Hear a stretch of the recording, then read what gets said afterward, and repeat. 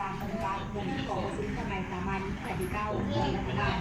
เรื่องงานขององค์การตรวจสอบเวลาองค์การจัดการต่างการปฏิบัติงานขององค์การองค์การปฏิบัติสูงสุดและการปฏิบัติสูงสุดการของคณะกรรมการการแสดงการสบายเข้ามาพิจารณาถูกต้องและถูกต้องค่ะเออของรัฐบาลพิจารณาค่ะเออ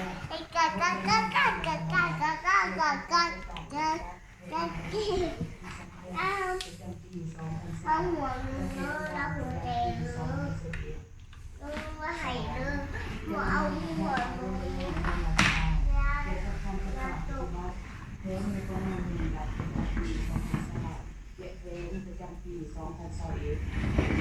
3ข่าวความทางลดเรื่องของรัฐบาลเกี่ยวกับการจัดการและแผนพัฒนาเศรษฐกิจสังคมเมืองศาสตร์ปีที่8แผนหรือพลังเมืองรัฐนาปี2017กอไก่ขอไข่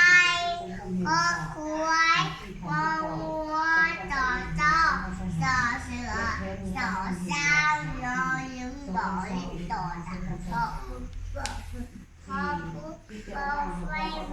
เมนต่อละละคำนอยึงบ่มีของอ้างขอ